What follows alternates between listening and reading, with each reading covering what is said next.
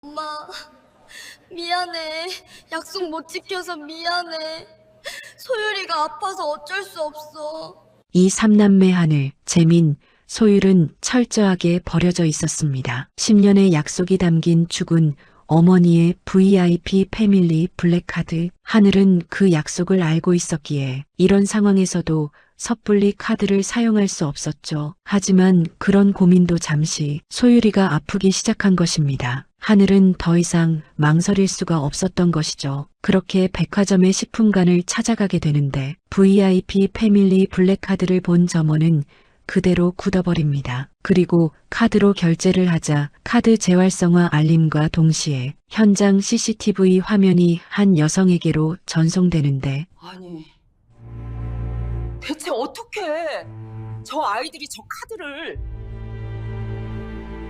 여성은 화면을 확인한 즉시 움직이기 시작했습니다. 경호원들을 대거 대동하고 백화점으로 직행했죠. 그리고 마침내 삼남매와 마주하는데 도대체 이 여성은 누구이길래 이 삼남매를 찾아왔고 이렇게 당황하고 슬퍼하는 것일까요? 그리고 10년의 약속이 담긴 이 카드의 정체는 무엇일까요? 이 이야기는 약 10여 년 전으로부터 시작됩니다. 시간을 거슬러 지금 이야기 시작합니다.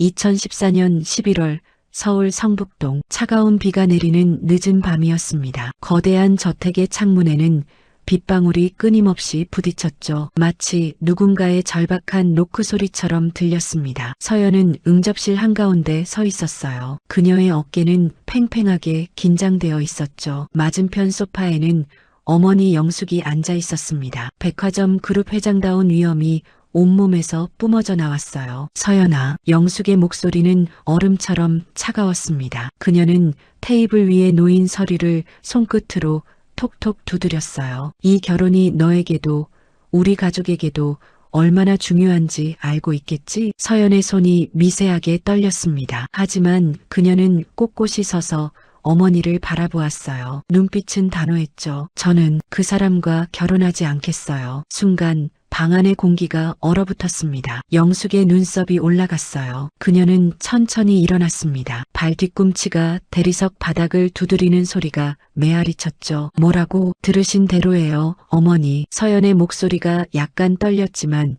결의는 흔들리지 않았습니다. 저는 사랑하지도 않는 사람과 결혼할 수 없어요. 단지 사업을 위해서라면 더더욱이요. 영숙이 코웃음을 쳤습니다. 그 소리에는 경멸이 가득했어요. 사랑?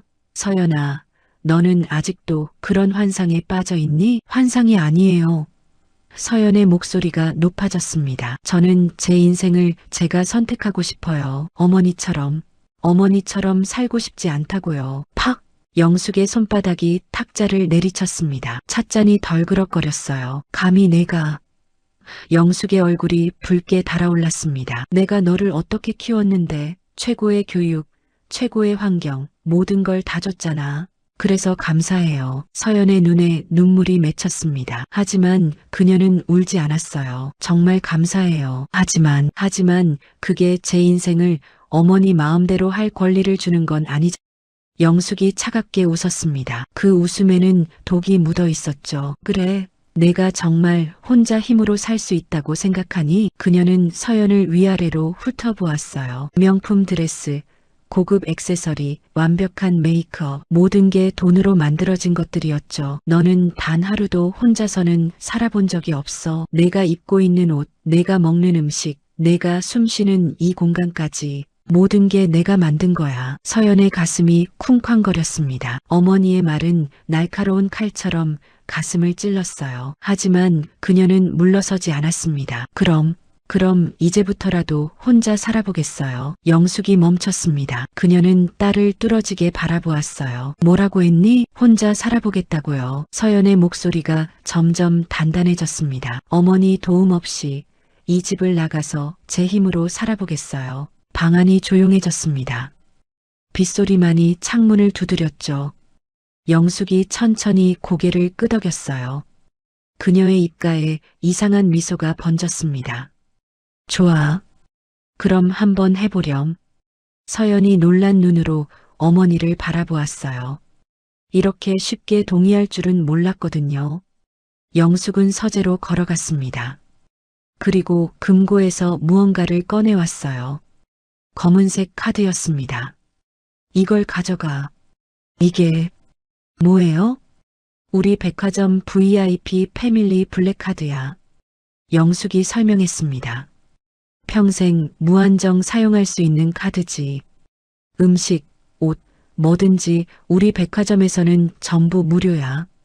서연이 의심스러운 눈빛으로 카드를 바라보았어요. 왜 이걸? 조건이 있어. 영숙이 날카롭게 말했습니다. 10년이야. 10년 동안 이 카드를 한 번도 쓰지 않고 독립적으로 살 수 있다면 그때는 너의 선택을 인정하겠어. 서연의 숨이 멎었습니다. 10년이라는 시간이 얼마나 긴지 그녀도 알고 있었어요. 하지만 영숙이 이어 말했습니다. 만약 단 한 번이라도 이 카드를 쓴다면 그 순간 너는 내가 정한 사람과 결혼해야 해. 그리고 평생 내 말을 따라야 하고. 서연이 카드를 들여다보았어요. 검은색 플라스틱이 차가웠습니다. 마치 악마의 계약서 같았죠. 10년. 그녀가 중얼거렸습니다. 그래, 10년. 지금 너 나이가 25이니까 35까지. 영숙의 목소리에는 확신이 가득했어요. 넌 못할 거야. 한 달도 안 돼서 돌아올 거라고 장담해. 서연의 가슴 속에서 뭔가가 불타올랐습니다. 분노인지 결의인지 알 수 없는 감정이었죠. 해보겠어요. 그녀가 카드를 움켜쥐었습니다. 10년 후에 다시 만나요, 어머니. 영숙이 비웃었어요. 가방도 챙기지 마. 옷도 그대로 입고 나가. 정말 내 힘으로 사는 거라면 맨손으로 시작해야지. 서연이 고개를 끄덕였습니다. 그녀는 명품 핸드백을 내려놓았어요. 그리고 비싼 목걸이와 귀걸이도 벗어서 테이블에 올려놓았죠. 그럼 안녕히 계세요. 서연이 돌아섰습니다. 응접실 문을 향해 걸어가는 그녀의 등이 곧았어요. 서연아. 영숙이 불렀습니다. 서연이 멈춰섰어요. 하지만 돌아보지는 않았죠. 후회할 거야. 세상이 얼마나 차가운 곳인지, 돈 없이 사는 게 얼마나 비참한지 곧 알게 될 거라고. 서연의 어깨가 살짝 떨렸습니다. 하지만 그녀는 대답하지 않았어요. 그저 문을 열고 나갔죠. 빗속으로. 현관문이 쾅 닫혔습니다. 영숙은 창가로 걸어가 밖을 내다보았어요. 빗속에서 걸어가는 딸의 모습이 점점 작아졌죠. 바보 같은 것. 그녀가 혼잣말을 했습니다. 꼭 나를 닮아서 고집은. 서연은 빗속을 걸었습니다. 명품 구두가 빗물에 젖었어요. 비싼 드레스도 금세 흠뻑 젖었죠. 하지만 그녀는 멈추지 않았습니다. 택시를 잡아타고 서울역으로 향했어요. 주머니를 뒤졌더니 지갑에 현금이 조금 있었습니다. 다행이었죠. 어디까지 가세요? 택시 기사가 물었어요. 서울역이요. 이 늦은 시간에요? 비도 이렇게 오는데. 서연이 창밖을 바라보았습니다. 불빛이 번진 도시가 눈물처럼 흐릿했어요. 네, 멀리 가야 해서요. 서울역에 도착했습니다. 그녀는 떨리는 손으로 표를 샀어요. 가진 돈으로 살 수 있는 가장 먼 곳까지의 표였죠. 부산행 심야 열차 한 장이. 매표소 직원이 표를 건넸습니다. 서연은 대합실에서 기차를 기다렸어요.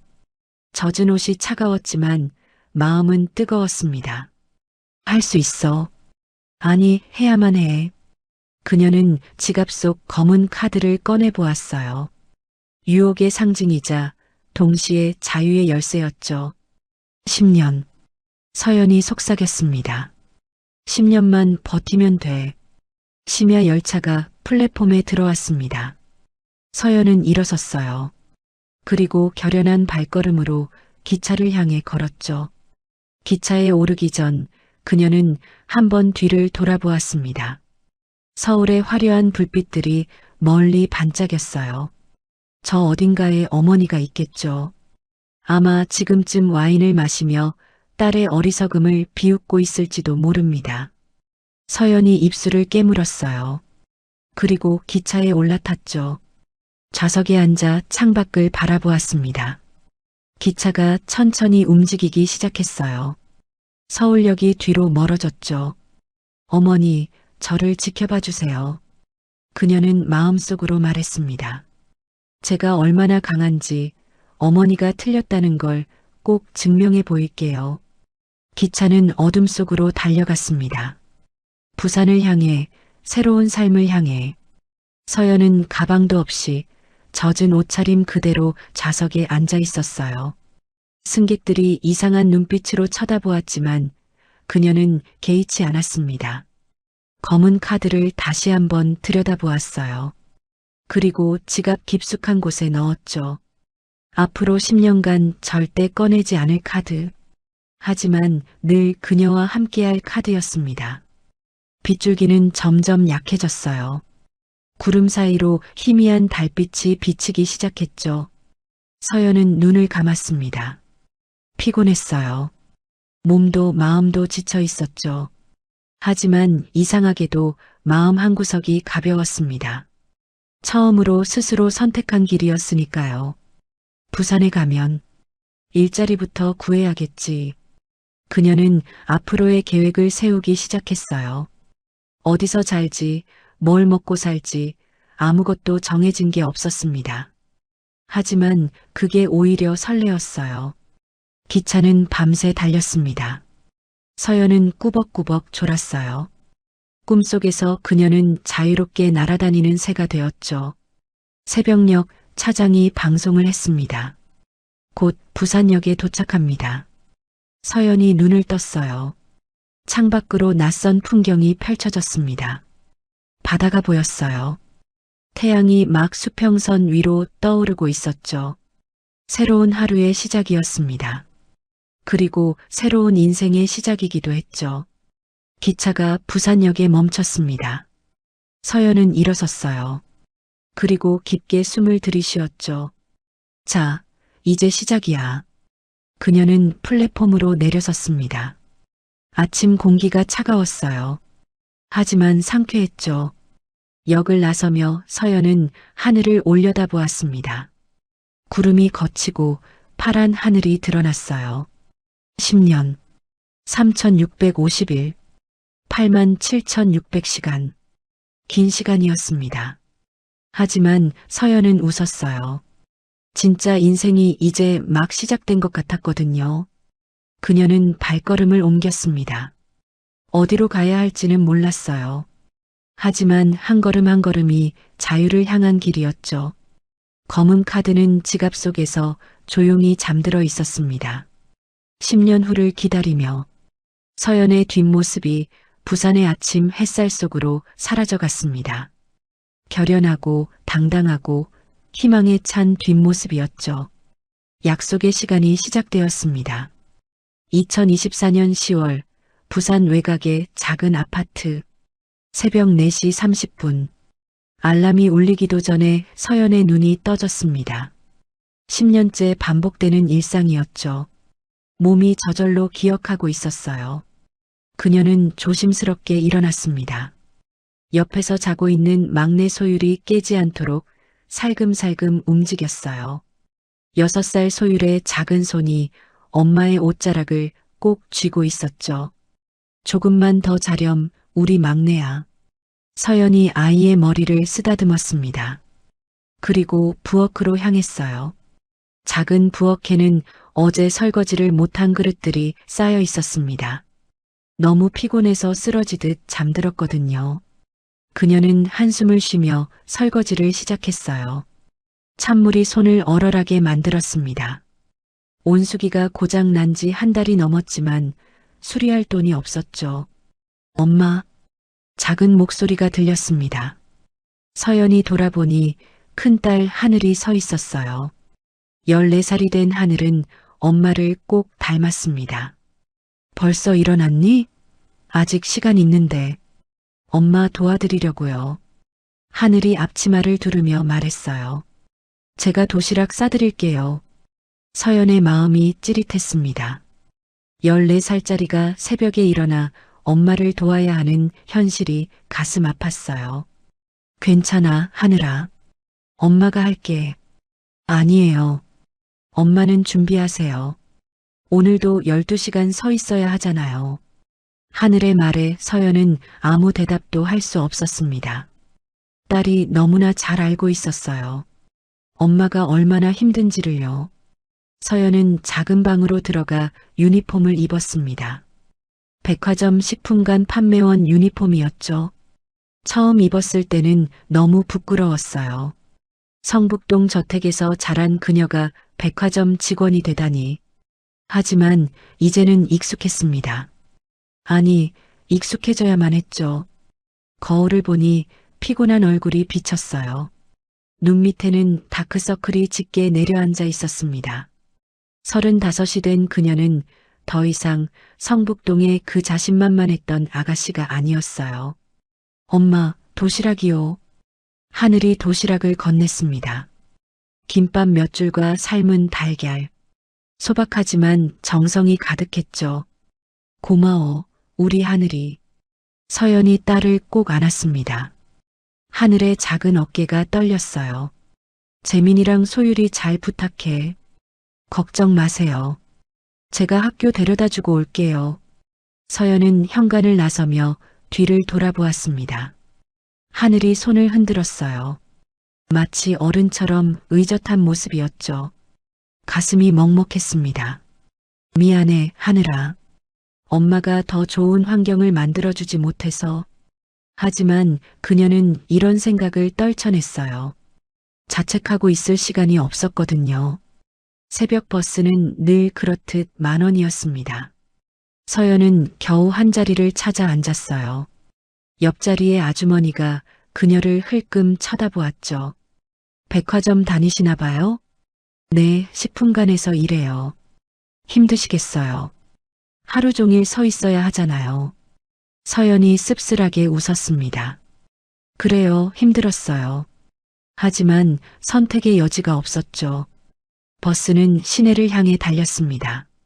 창밖으로 부산의 풍경이 스쳐 지나갔어요. 10년 전 처음 이곳에 왔을 때가 떠올랐습니다. 그때는 정말 막막했었죠. 가진 것이라곤 젖은 옷과 얼마 안 되는 현금뿐이었으니까요. 처음 며칠은 찜질방에서 잤습니다. 그리고 무작정 일자리를 찾아다녔어요. 하지만 경력도 없고 특별한 기술도 없는 그녀를 받아주는 곳은 많지 않았죠. 그러던 어느 날 작은 식당에서 설거지 일을 구했습니다. 새벽부터 밤늦게까지 일했어요. 손은 늘 물에 불어 있었고 허리는 아파서 펴지지 않았죠. 하지만 포기하지 않았습니다. 검은 카드가 지갑 속에서 속삭였지만 그녀는 한 번도 꺼내지 않았어요. 그리고 인생은 예상치 못한 방향으로 흘러갔죠. 26에 만난 남자. 따뜻하고 다정했던 그 사람. 서연은 사랑에 빠졌어요. 그리고 아이들이 생겼죠. 하지만 행복은 오래가지 않았습니다. 남편은 하늘이 4살 때 교통사고로 세상을 떠났어요. 그때 재민이는 겨우 돌이 지났고 서연의 뱃속에는 소율이 있었죠. 다시 혼자가 되었습니다. 아니, 이번에는 정말 혼자가 아니었어요. 새 아이가 있었으니까요. 백화점에 도착했습니다. 서연은 직원 출입구로 들어갔어요. 동료들이 하나둘 모여들고 있었죠. 서연 씨, 오늘 컨디션 안 좋아 보여요. 김 과장이 걱정스럽게 물었습니다. 서연보다 10살은 많아 보이는 그녀는 늘 서연을 챙겨주었어요. 괜찮아요. 그냥 어제 좀 늦게 잤어요. 무리하지 마요. 아직 젊으니까 괜찮다고 생각하겠지만 나중에 다 몸으로 돌아와요. 김 과장의 말이 맞았습니다. 요즘 서연의 몸은 예전 같지 않았어요. 다리는 늘 부어 있었고 허리 통증은 만성이 되었죠. 하지만 쉴 수 없었습니다. 계약직인 그녀에게는 병가도 연차도 사치였으니까요. 오전 9시 백화점이 문을 열었습니다. 서연은 10분간 정육 코너에 자리를 잡았어요. 오늘도 긴 하루가 시작되었죠. 어서 오세요. 신선한 한우 구경하고 가세요. 밝은 목소리로 손님들을 맞았습니다. 하지만 속은 점점 지쳐갔어요. 점심시간이 되자 잠깐 휴게실로 갔습니다. 하늘이 싸준 도시락을 꺼냈어요. 김밥을 한 입 베어 물자 눈물이 핑 돌았죠. 조금만 더 버티자. 그녀는 지갑을 열었습니다. 안쪽 깊숙한 곳에 검은 카드가 보였어요. 10년 가까이 한 번도 쓰지 않은 카드였죠. 이제 곧 서연이 작게 중얼거렸습니다. 몇 달만 더 버티면 내년 1월이면 10년이 됩니다. 약속의 기한이 끝나는 거죠. 그때까지만 버티면 그녀는 자유를 얻을 수 있을 거예요. 어머니에게 증명할 수 있을 겁니다. 혼자 힘으로도 살 수 있다는 걸요. 오후가 되자 손님이 더 많아졌습니다. 서연은 쉴 새 없이 고기를 썰고 포장하고 계산했어요. 이거 500g 주세요. 네, 알겠습니다. 칼을 들 때마다 손목이 아팠습니다. 하지만 표정에 드러내지 않았어요. 프로였으니까요. 오후 4시쯤 갑자기 어지러움이 밀려왔습니다. 아, 안 돼. 서연이 카운터를 붙잡았습니다. 눈앞이 빙글빙글 돌았어요. 서연 씨, 동료가 달려왔습니다. 서연은 간신히 정신을 차렸어요. 괜찮아요. 그냥 잠깐. 안 괜찮아 보이는데요. 좀 쉬어요. 아니에요. 정말 괜찮아요. 서연은 억지로 일어섰습니다. 쓰러질 수 없었어요. 일을 못하면 당장 생활비가 끊기니까요. 그녀는 주머니에서 진통제를 꺼내 삼켰습니다. 요즘은 진통제 없이는 버틸 수 없었죠. 저녁 9시 드디어 퇴근 시간이 되었습니다.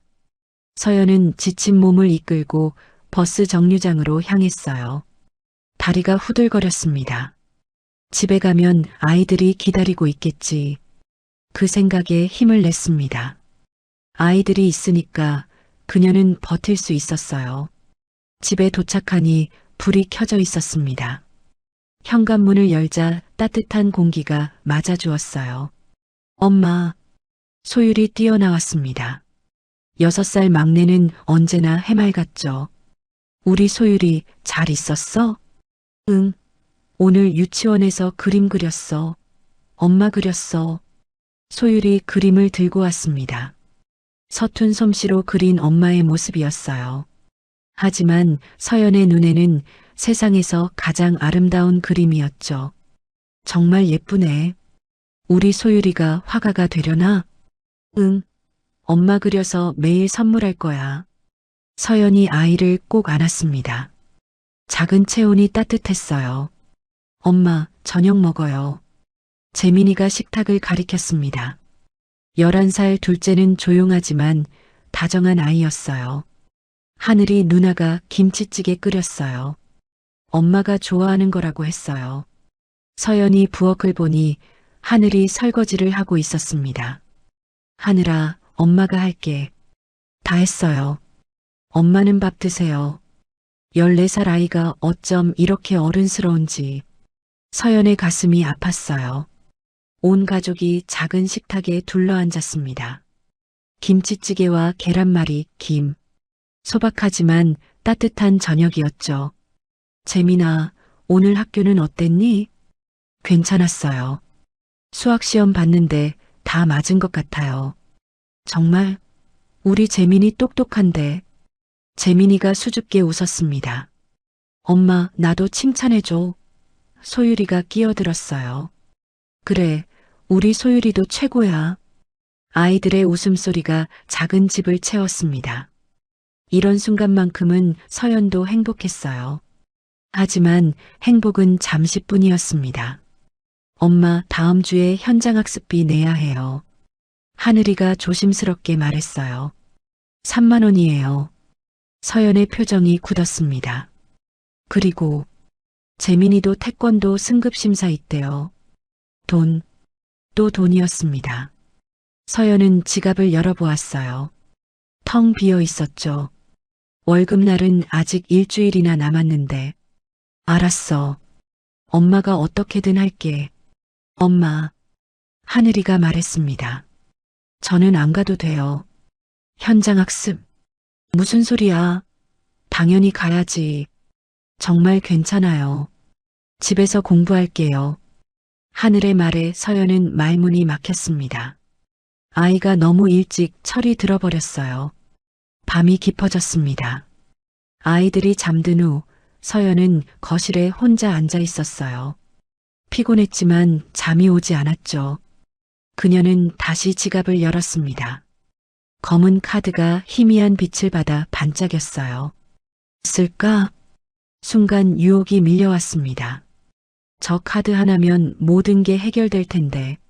아이들에게 좋은 옷도 사주고 맛있는 음식도 먹이고 현장학습도 걱정 없이 보낼 수 있을 텐데. 하지만 서연은 고개를 저었습니다. 안 돼. 여기까지 왔는데. 그녀는 카드를 다시 깊숙이 넣었어요. 그리고 눈을 감았죠. 조금만, 정말 조금만 더. 창밖으로 별이 빛나고 있었습니다. 부산의 밤은 조용했어요. 서연은 모르고 있었습니다. 운명의 시계가 빠르게 돌아가고 있다는 걸, 그녀에게 남은 시간이 얼마 없다는 걸, 몇 달 후 모든 것이 끝나버릴 거라는 걸, 지금 이 순간이 아이들과 함께하는 마지막 평화로운 밤이 될 거라는 걸 서연은 전혀 알지 못했습니다. 그저 내일도 오늘처럼 버티면 된다고 그렇게만 생각하고 있었죠. 새벽이 가까워졌습니다. 서연은 거실 소파에서 잠들었어요. 손에는 가족 사진이 들려 있었죠. 남편이 살아있을 때 찍은 행복했던 시절의 사진이었습니다. 꿈속에서 그녀는 성북동의 대저택에 있었어요. 어머니가 저 멀리 서서 손짓하고 있었죠. 서연아, 이제 돌아올 때가 되지 않았니? 하지만 서연은 고개를 저었습니다. 아직이에요, 어머니. 아직은. 꿈은 흐릿해졌습니다. 그리고 다시 새벽이 밝았어요. 알람이 울렸습니다. 4시 30분. 서연은 눈을 떴어요. 또 하루가 시작되었죠. 그녀는 일어나 부엌으로 향했습니다. 오늘도 내일도 그녀는 버텨야 했으니까요. 10년의 약속이 끝날 그날까지. 2024년 12월 15일 새벽 4시. 평소와 같은 시간이었습니다. 하지만 이날은 달랐어요. 서연이 눈을 떴을 때 가슴에 이상한 통증이 있었습니다. 마치 무거운 돌덩이가 올라앉은 것 같았죠. 그냥 피곤해서 그런가. 그녀는 천천히 일어났어요. 하지만 일어서는 순간 세상이 빙글빙글 돌았습니다. 탁! 서연이 벽을 잡았습니다. 식은땀이 흘렀어요. 심장이 미친 듯이 뛰었죠. 이상해. 뭔가 이상해. 그녀는 간신히 부엌으로 걸어갔습니다. 물을 마시면 나아질 거라고 생각했어요. 하지만 주전자를 들려는 순간 가슴을 칼로 찌르는 듯한 통증이 왔습니다. 으악! 서연이 무릎을 꿇었어요. 주전자가 바닥에 떨어졌습니다. 쨍그랑! 요란한 소리가 새벽의 고요를 깨뜨렸어요. 엄마! 하늘이 뛰어나왔습니다. 그리고 바닥에 쓰러진 엄마를 보았어요. 엄마! 엄마! 하늘의 비명이 울려 퍼졌습니다. 재민이와 소율이도 깨어났어요. 언니, 엄마가 왜 그래? 재민이가 떨리는 목소리로 물었죠. 하늘은 떨리는 손으로 119에 전화했습니다. 여기 부산 동래구. 엄마가 쓰러졌어요. 빨리 와주세요. 구급차는 10분 만에 도착했습니다. 하지만 서연의 얼굴은 이미 창백했어요. 숨소리가 거의 들리지 않았죠. 구급대원들이 서연을 들것에 실었습니다. 하늘은 엄마의 손을 꼭 잡았어요. 엄마, 괜찮을 거예요. 그렇죠? 괜찮을 거예요. 하지만 서연은 대답하지 못했습니다. 눈을 감은 채 미동도 없었어요. 병원 응급실, 의사들이 정신없이 뛰어다녔습니다. 하늘은 동생들과 함께 대기실에서 기다렸어요. 언니, 엄마 괜찮을까? 소율이가 울먹였습니다. 괜찮을 거야. 분명 괜찮을 거야.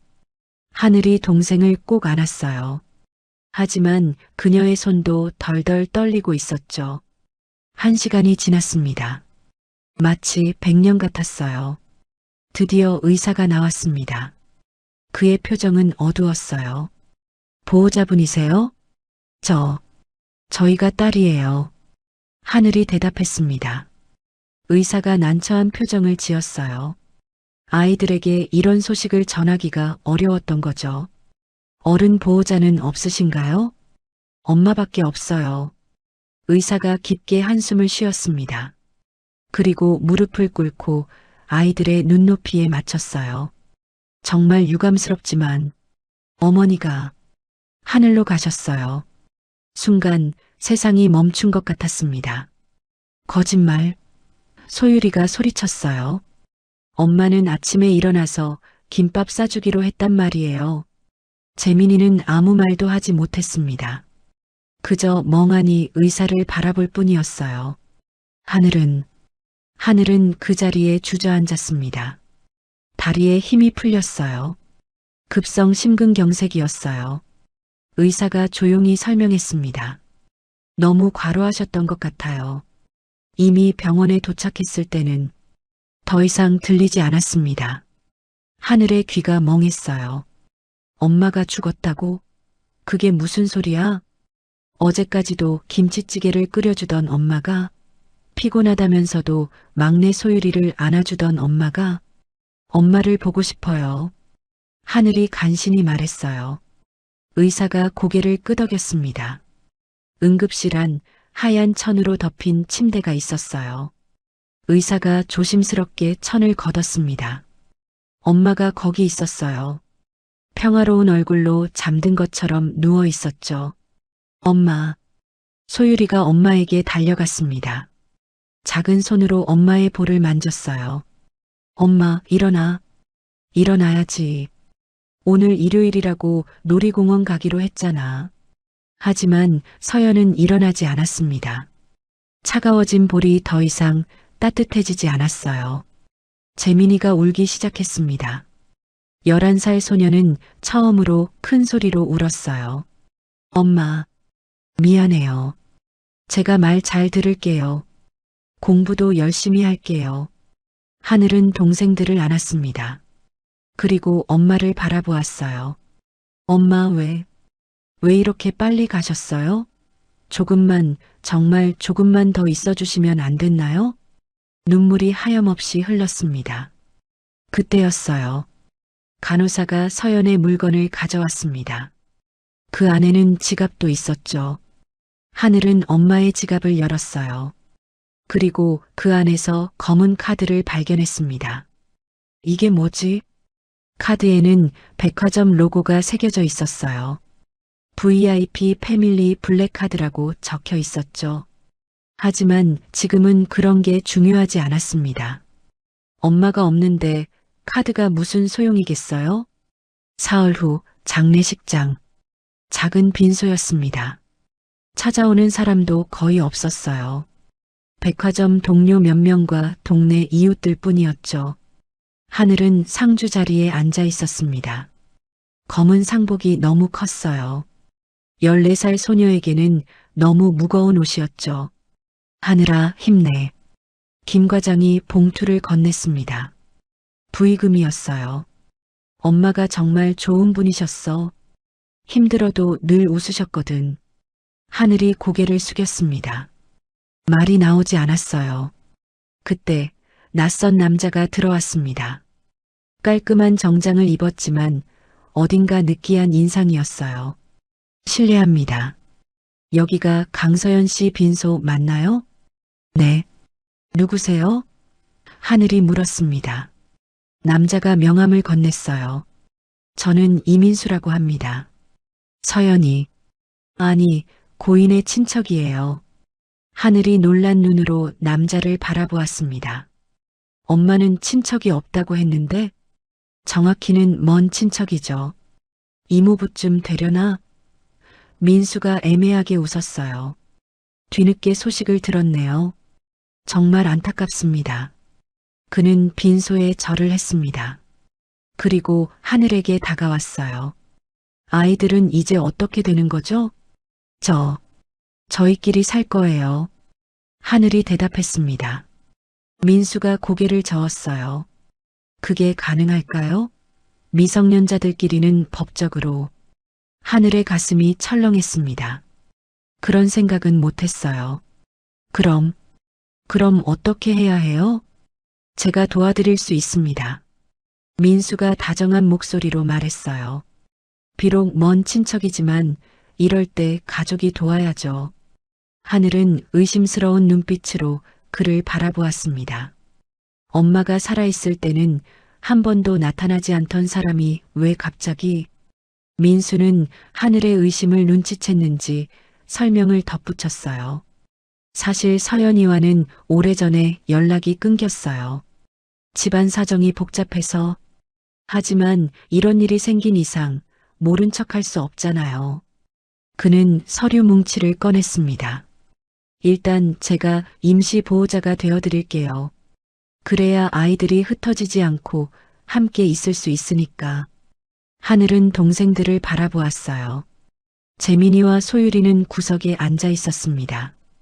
엄마를 잃은 충격에서 아직 벗어나지 못한 모습이었죠. 동생들을 위해서라도. 하늘은 결국 서류에 도장을 찍었습니다. 떨리는 손으로, 불안한 마음으로. 장례식이 끝났습니다. 하늘은 엄마의 유골함을 안고 있었어요. 이렇게 작은 상자에 엄마가 들어있다는 게 믿기지 않았죠. 자, 이제 짐 정리하고 서울로 가야겠네. 민수가 말했습니다. 서울이요? 하늘이 놀라 물었어요. 응, 내가 서울에 살거든. 여기서는 내가 너희를 돌볼 수 없잖아. 하늘의 마음이 무거워졌습니다. 부산을 떠난다니. 엄마와의 추억이 있는 이곳을 떠난다니. 하지만 선택의 여지가 없었어요. 집으로 돌아가서 짐을 쌌습니다. 많지 않았어요. 옷가지 몇 개와 소중한 물건들 뿐이었죠. 하늘은 엄마의 물건도 챙겼습니다. 그 중에는 검은 카드가 들어있는 지갑도 있었어요. 언니, 우리 진짜 서울 가는 거야? 재민이가 물었습니다. 응, 잠시만 가는 거야. 하늘도 확신이 없었어요. 하지만 동생들을 안심시켜야 했죠. 민수는 밖에서 기다리고 있었습니다. 큰 차가 아니라 버스 터미널로 가자고 했어요. 차가 고장나서 말이야. 버스가 더 편할 거야. 수상했지만 하늘은 아무 말도 하지 않았습니다.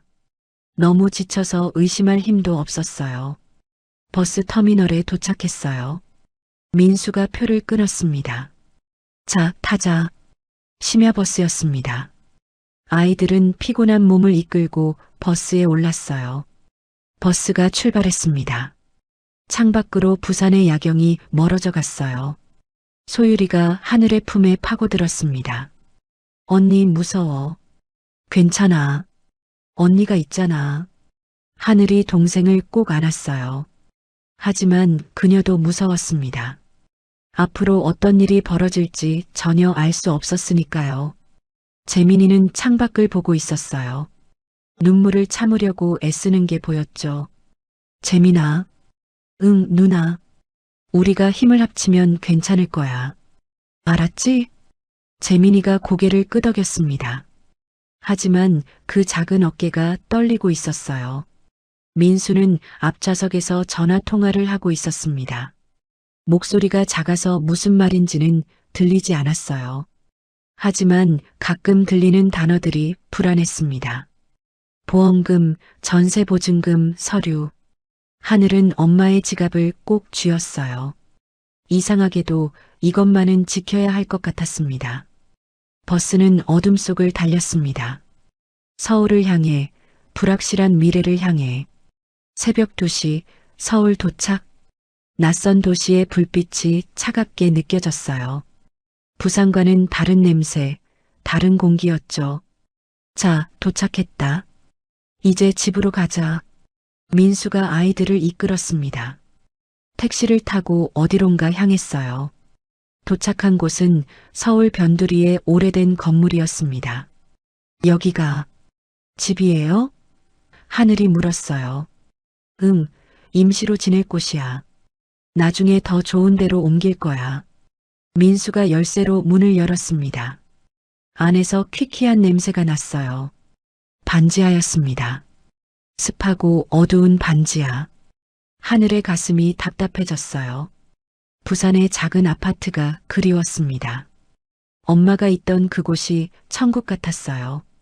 오늘은 피곤하니까 일단 자자. 민수가 말했습니다. 내일 다시 얘기하자고. 아이들은 좁은 방에 누웠어요. 이불도 제대로 없었습니다. 소율이가 또 울기 시작했어요. 엄마 보고 싶어. 집에 가고 싶어. 하늘이 동생을 달랬습니다. 하지만 그녀의 눈에서도 눈물이 흘렀어요. 엄마, 저희 어떻게 해야 해요?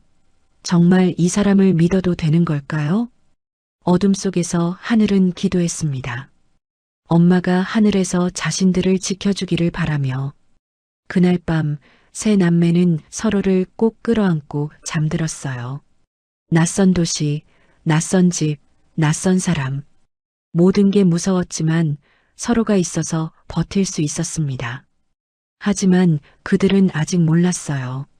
진짜 악몽은 이제부터 시작이라는 것을. 서울에 온 지 일주일이 지났습니다. 반지하 방은 여전히 습하고 어두웠어요. 벽에는 곰팡이가 피어 있었고 바퀴벌레가 기어다녔죠. 하늘은 매일 아침 일찍 일어나 청소를 했습니다. 하지만 아무리 닦아도 깨끗해지지 않았어요. 언니 배고파? 소율이가 하늘의 옷자락을 잡아당겼습니다. 어제부터 제대로 먹지 못했거든요. 조금만 기다려. 이모부가 오시면 뭐라도 사다 주실 거야. 하지만 하늘도 확신이 없었어요. 민수는 점점 이상해지고 있었거든요. 처음 며칠은 괜찮았습니다.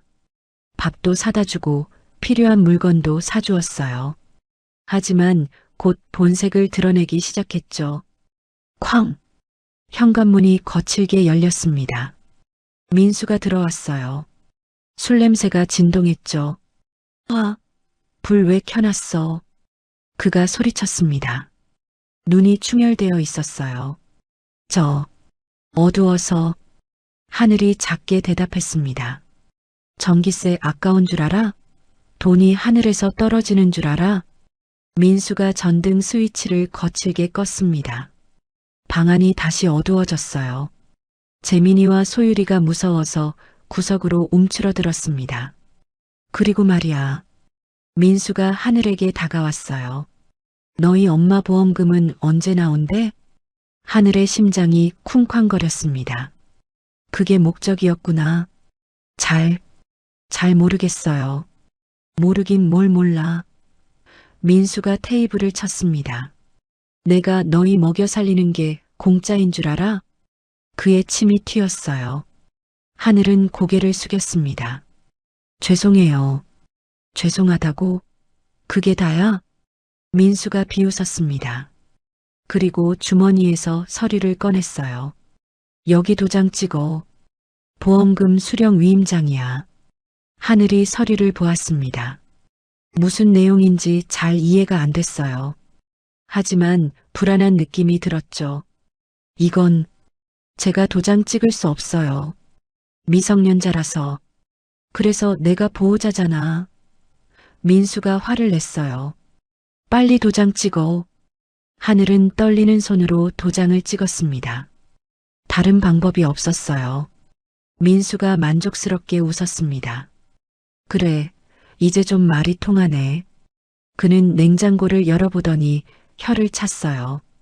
뭐 먹을 게 하나도 없네. 알아서 해결해. 그리고는 다시 나가버렸습니다. 문이 쾅 닫혔어요. 아이들은 그제야 숨을 쉬었죠. 언니, 저 아저씨 무서워. 소율이가 울먹였습니다. 괜찮아. 언니가 지켜줄게. 하지만 하늘도 두려웠어요. 민수가 점점 더 난폭해지고 있었거든요. 그날 밤 하늘은 엄마의 지갑을 꺼내 보았습니다. 검은 카드가 희미하게 빛났어요. 이걸 쓰면 뭐라도 먹을 수 있을 텐데. 하지만 그녀는 카드를 다시 넣었습니다. 이건 엄마의 것이었으니까요. 엄마가 10년 동안 지켜온 것이었으니까요. 며칠이 더 지났습니다. 민수는 점점 더 자주 술을 마시고 들어왔어요. 그리고 아이들에게 화를 냈죠. 너희 때문에 내 인생이 이 모양이야. 왜 하필 내가 너희를 맡아야 하는 거야? 그의 고함 소리에 아이들은 방 안에 숨어 있었습니다. 하늘은 동생들을 지키려고 애썼어요. 하지만 14살 소녀가 할 수 있는 일은 많지 않았죠. 어느 날 저녁이었습니다. 민수가 평소와 달리 기분 좋게 들어왔어요. 손에는 치킨과 피자 박스가 들려 있었죠. 얘들아, 오늘은 맛있는 거 먹자. 아이들이 놀란 눈으로 그를 바라보았습니다. 진짜예요? 재민이가 조심스럽게 물었어요. 그럼 이모부가 오늘 기분이 좋거든. 민수가 음식을 탁자에 올려놓았습니다. 치킨, 피자, 콜라까지. 아이들이 며칠 만에 보는 제대로 된 음식이었어요. 소율이가 침을 꿀꺽 삼켰습니다. 먹어도 돼요? 당연하지. 많이 먹어. 이상했습니다. 민수가 이렇게 친절한 건 처음이었어요. 하지만 배고픈 아이들은 의심할 여유가 없었죠. 모두 정신없이 먹었습니다. 맛있지? 민수가 웃으며 물었어요. 네, 정말 맛있어요. 소율이가 행복하게 대답했습니다. 민수가 시계를 보았어요. 그리고 갑자기 일어났습니다. 자, 이제 나가자. 나가요? 어디로요? 하늘이 물었습니다. 좋은 데로. 너희가 좋아할 거야. 뭔가 이상했지만 아이들은 민수를 따라 나섰어요. 배가 부르니 기분도 좋아졌거든요. 밖은 어두웠습니다. 민수가 택시를 잡았어요. 고속버스 터미널로 가주세요. 택시가 출발했습니다. 하늘은 불안한 마음에 물었어요. 터미널에는 왜 가요? 친구를 만나기로 했거든. 잠깐만 볼일 보고 올게. 고속버스 터미널에 도착했습니다. 사람들로 붐비는 곳이었어요. 민수가 아이들을 대합실 의자에 앉혔습니다. 여기서 잠깐만 기다려. 10분이면 돌아올게. 네. 하늘이 불안하게 대답했어요. 민수가 주머니에서 10,000원짜리 한 장을 꺼냈습니다. 배고프면 이거로 뭐 사 먹어. 절대 여기서 움직이면 안 돼. 알았지? 아이들이 고개를 끄덕였습니다. 민수가 사라졌어요. 하지만 10분이 지나도 돌아오지 않았습니다. 30분이 지났습니다. 언니, 이모부 언제 와? 소율이가 물었어요. 조금만 더 기다려보자. 1시간이 지났습니다. 재민이가 불안해하기 시작했어요. 누나, 이상한데. 전화해볼까? 하지만 그들에게는 휴대폰이 없었습니다. 민수의 전화번호도 몰랐고요. 2시간이 지났습니다. 터미널의 불이 하나둘 꺼지기 시작했어요. 사람들도 줄어들었죠. 하늘의 가슴 속에서 불안이 공포로 변했습니다. 설마 우리를 버리고 간 건 아니겠지? 3시간이 지났습니다. 이제 터미널에는 아이들과 경비원, 그리고 몇몇 노숙자들만 남았어요. 언니, 재민이의 목소리가 떨렸습니다. 이모부가 우리를 버리고 간 것 같아. 하늘이 입술을 깨물었어요. 인정하고 싶지 않았지만 이제는 확실했습니다. 그들은 버려진 거예요. 어떻게, 언니? 소율이가 울기 시작했습니다. 하늘이 동생들을 꼭 안았어요. 하지만 그녀도 무서웠습니다. 어떻게 해야 할지 전혀 모르겠었어요. 경비원이 다가왔습니다. 얘들아, 여기서 뭐하니? 부모님은? 저희. 하늘이 말을 더듬었어요. 늦었는데 집에 가야지. 여기서 잘 수는 없어. 경비원이 아이들을 밖으로 내보냈습니다. 차가운 겨울바람이 불었어요. 아이들은 얇은 옷만 입고 있었죠. 언니, 춥다. 소율이가 떨었습니다. 하늘이 동생을 꼭 안았어요. 체온을 나누려고 애썼죠. 그들은 터미널 주변을 헤맸습니다. 갈 곳이 없었어요. 결국 24시간 편의점을 찾았습니다. 따뜻한 곳이었죠. 여기서 좀 쉬었다 가자. 10,000원으로 컵라면을 샀어요. 셋이 나눠 먹었죠. 하지만 편의점 주인이 눈치를 주기 시작했습니다. 얘들아, 여기는 쉬는 곳이 아니야. 다시 밖으로 나왔어요. 어디로 가야 할까? 경찰서? 하지만 그러면 뿔뿔이 흩어질지도 몰라요. 하늘은 결심했습니다. 일단 터미널로 돌아가자고.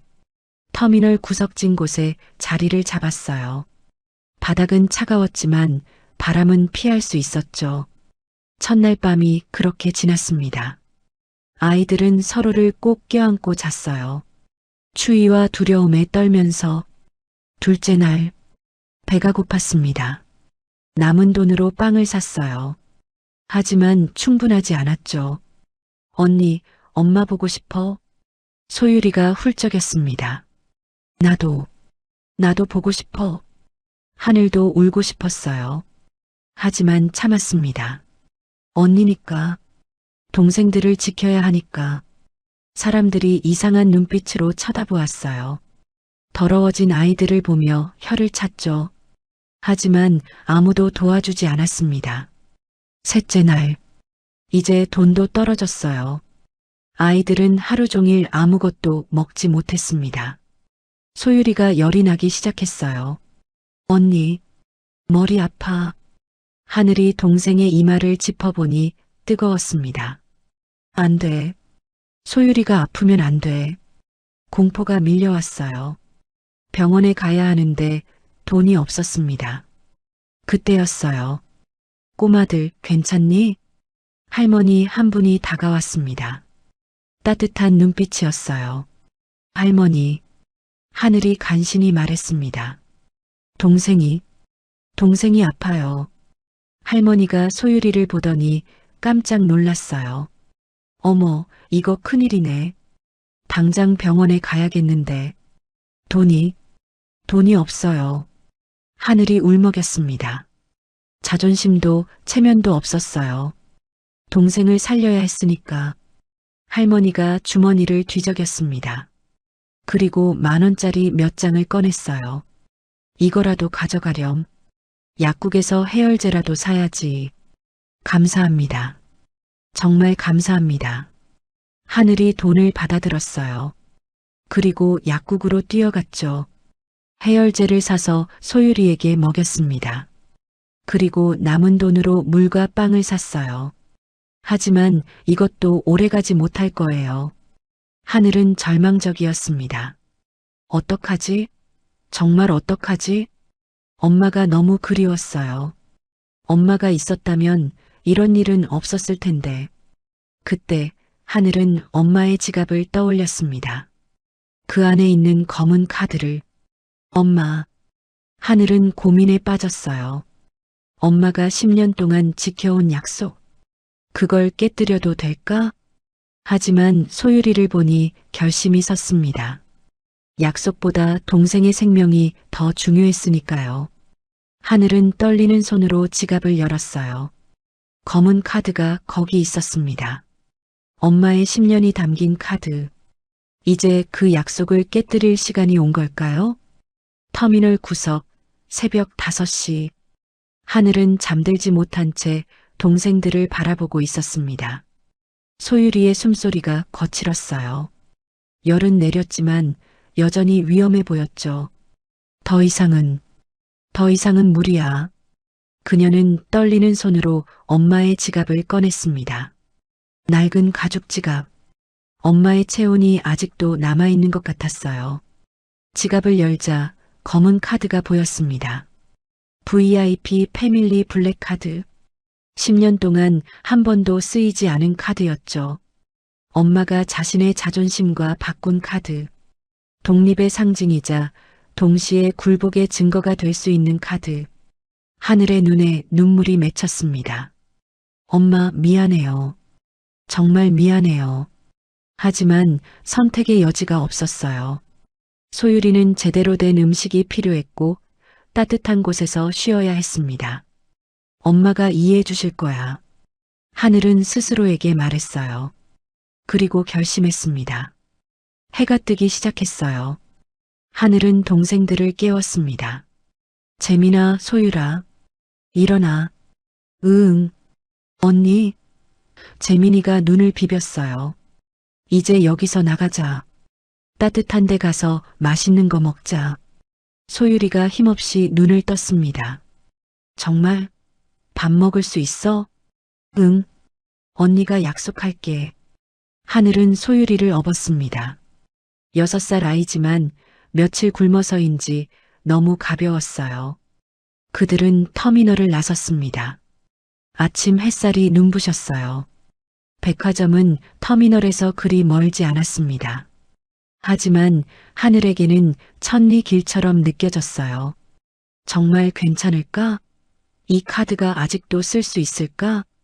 불안이 밀려왔습니다. 만약 카드가 정지되어 있다면? 사용할 수 없다면? 백화점 입구에 도착했어요. 아직 문을 열기 전이었지만 직원 출입구는 열려 있었습니다. 청소 직원들이 분주히 움직이고 있었죠. 저기, 죄송한데요. 하늘이 한 직원에게 다가갔어요. 식품관이 몇 시에 열어요? 직원이 아이들을 보고 놀랐습니다. 더러워진 옷, 부스스한 머리, 창백한 얼굴. 9시에 열어요. 그런데 얘야, 괜찮니? 네, 괜찮아요. 하늘은 서둘러 자리를 피했습니다. 3시간을 더 기다려야 했어요. 백화점 근처 공원에서 시간을 보냈습니다. 소유리는 벤치에 누워 있었고 재민이는 언니 옆에 바짝 붙어 있었어요. 언니, 정말 밥 먹을 수 있는 거 맞아? 재민이가 작은 목소리로 물었습니다. 응, 걱정하지 마. 하지만 하늘의 심장은 미친 듯이 뛰고 있었어요. 손에 쥔 검은 카드가 천근처럼 무거웠죠. 드디어 9시가 되었습니다. 백화점이 문을 열었어요. 하늘은 동생들을 데리고 안으로 들어갔습니다. 식품관은 지하 1층에 있었어요. 에스컬레이터를 타고 내려가는 동안 하늘의 다리가 후들거렸습니다. 엄마가 일하시던 곳도 이런 곳이었겠지. 갑자기 엄마가 더 그리워졌어요. 식품관에 도착했습니다. 맛있는 음식 냄새가 났어요. 갓 구운 빵, 따뜻한 국, 신선한 과일들. 소유리의 눈이 반짝였습니다. 와, 언니, 저거 다 먹을 수 있어?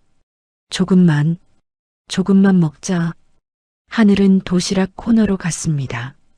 가장 저렴한 김밥을 골랐어요. 그리고 물 한 병. 계산대로 향하는 발걸음이 천근처럼 무거웠습니다. 할 수 있어. 해야만 해. 계산대에 섰어요. 젊은 직원이 미소를 지으며 인사했습니다. 안녕하세요. 6,500원입니다. 하늘이 떨리는 손으로 검은 카드를 내밀었어요. 직원의 표정이 변했습니다. 놀란 듯 카드를 다시 보았어요. 이거 써도 되는 카드예요. 하늘이 작게 말했습니다. 직원이 당황하며 카드를 받았어요. 그리고 단말기에 긁었습니다. 승인을 기다리는 소리가 났어요. 하늘의 심장이 멈춘 것 같았습니다. 그때였어요. VIP 패밀리 블랙카드 승인되었습니다. 단말기에서 특별한 알림음이 울렸어요. 동시에 매장 전체에 알림이 갔죠. 직원의 눈이 휘둥그레졌습니다. 고객님, 잠시만요. 그녀가 급히 매니저를 불렀어요. 하늘의 가슴이 철렁했습니다. 뭔가 잘못된 걸까? 매니저가 달려왔어요. 그리고 카드를 확인하더니 깜짝 놀랐습니다. 이런, 10년 만에 재활성하네요. 본사에 자동 보고되는 카드예요. 하늘은 그 말의 의미를 이해하지 못했어요. 그저 빨리 이 자리를 벗어나고 싶었죠. 저, 음식 가져가도 되나요? 물론이죠. 그리고 고객님, 이 카드는 무제한 사용 가능하세요. 더 필요하신 건 없으신가요? 하늘이 고개를 저었습니다. 아니에요. 이것만. 그때 소율이가 쓰러질 듯 비틀거렸어요. 언니, 어지러워. 하늘이 급히 동생을 붙잡았습니다. 고객님, 괜찮으세요? 매니저가 걱정스럽게 물었어요. 동생이 며칠 못 먹어서. 매니저가 상황을 파악했습니다. 휴게실로 모시겠습니다. 거기서 편히 드세요. 그들은 직원 휴게실로 안내되었어요. 따뜻한 공간이었죠. 아이들은 정신없이 김밥을 먹었습니다. 천천히 먹어. 채알라. 하늘이 동생들을 달랬어요. 그 시각 서울 성북동 백화점 그룹 회장실에서 알림이 울렸습니다. 회장님, VIP 패밀리 블랙카드 재활성화 알림입니다. 비서가 보고했어요. 영숙이 고개를 들었습니다. 뭐라고? 어느 카드? 강서연님 명의의 카드입니다. 10년 만에 사용이라고 합니다. 영숙의 얼굴이 굳었어요. 서연이가? 그녀는 급히 일어났습니다. 10년. 약속의 시간이 거의 다 되어가고 있었는데 CCTV 화면 당장 띄워. 대형 모니터에 백화점 식품관의 CCTV 화면이 나타났습니다. 그리고 영숙은 충격에 빠졌어요. 화면 속에는 서연이 아니었습니다. 어린 소녀가 있었어요. 더러워진 옷을 입은 야윈 얼굴의 소녀가. 저 아이가 누구야? 비서가 급히 확인했습니다. 카드 사용자는 14세 여아로 확인됩니다. 함께 있는 아이들은 영숙이 화면을 뚫어지게 보았어요. 그리고 깨달았습니다. 저 아이의 눈매가, 코가, 입술이 서연을 닮았다는 것을. 설마. 그녀의 손이 떨렸습니다. 서연이. 아니, 이 아이들은 대체 무언가 끔찍한 일이 일어났다는 것을 직감했어요. 영숙은 명령했습니다. 당장 그 백화점으로 가. 운명의 톱니바퀴가 다시 돌아가기 시작했습니다. 영숙의 차가 백화점 앞에 급정거했습니다. 그녀는 숨을 헐떡이며 뛰어내렸어요. 10년 만에 이렇게 뛰어본 것 같았죠. 아이들은 어디 있어? 경비원이 놀라며 손가락으로 가리켰습니다. 방금 뒷문으로 나가는 걸 봤습니다. 영숙이 다시 뛰었어요. 구두굽이 부러질 것 같았지만 멈출 수 없었습니다. 뒷골목에 들어서자 아이들이 보였어요. 하늘이 소율이를 업고 재민이의 손을 잡고 걷고 있었죠. 잠깐. 영숙의 외침에 아이들이 놀라 뒤를 돌았습니다. 하늘은 낯선 할머니를 경계하는 눈빛으로 바라보았어요. 본능적으로 동생들을 뒤로 숨겼죠. 영숙이 가까이 다가왔습니다. 그리고 아이들을 자세히 보았어요. 순간 그녀의 다리에 힘이 빠졌습니다. 하늘의 얼굴에서 서연을 보았거든요. 젊은 시절의 서연이 거기 있었어요. 내가. 영숙의 목소리가 떨렸습니다. 서연이. 딸이니? 하늘이 놀란 눈으로 할머니를 바라보았어요. 엄마를 아세요? 그 순간 영숙은 무릎을 꿇었습니다. 차가운 골목 바닥에 무릎을 대고 그녀는 울기 시작했어요. 미안하다. 정말 미안하다. 하늘은 당황했습니다. 왜 이 할머니가 우는 걸까? 할머니, 누구세요? 영숙이 눈물에 젖은 얼굴을 들었어요. 나는 너희 외할머니란다. 충격이었습니다. 하늘은 엄마에게 가족이 없다고 들었거든요. 그런데 외할머니라니? 엄마는 영숙이 일어섰습니다. 그리고 조심스럽게 물었어요. 서연이는 어디 있니? 왜 너희들만? 하늘의 눈에 눈물이 고였습니다. 엄마는 하늘나라에 가셨어요. 영숙의 얼굴이 새하얗게 변했어요. 뭐라고? 심장마비로. 2주 전에. 영숙이 비틀거렸습니다. 비서가 급히 그녀를 붙잡았어요. 서연아, 내 딸아. 그녀는 오열했습니다. 10년 만에 재회를 꿈꿨는데 이미 늦어버렸어요. 10년을 거의 다 지켰구나. 내가 너무 늦었어. 너무 늦었어. 영숙은 다시 아이들을 보았습니다. 더러워진 옷, 야윈 얼굴들. 너희들, 그동안 어떻게... 이모부가 우리를 버렸어요. 재민이가 작게 말했어요. 영숙의 눈에 분노가 번뜩였습니다. 누가 감히... 그녀는 즉시 비서에게 명령했어요. 당장 그놈을 찾아. 그리고 경찰에 신고해. 그리고는 아이들에게 다가갔습니다. 이제 할머니가 지켜줄게. 너희는 내 유일한 가족이야. 소율이가 작은 목소리로 물었어요. 정말이에요? 할머니가 우리 가족이에요? 그럼 정말이란다. 영숙이 아이들을 안았습니다. 10년 만에 느끼는 가족의 온기였어요. 병원으로 향했습니다. 아이들은 검진을 받았어요. 다행히 큰 이상은 없었지만 영양실조와 탈수 증상이 있었죠. 며칠 입원하면서 회복하면 됩니다. 의사가 말했어요. 깨끗한 병실, 따뜻한 침대. 아이들에게는 천국 같았습니다. 언니, 우리 정말 괜찮은 거야? 재민이가 불안하게 물었어요. 응, 이제 괜찮을 거야. 하늘도 아직 실감이 나지 않았지만 동생을 안심시켰습니다.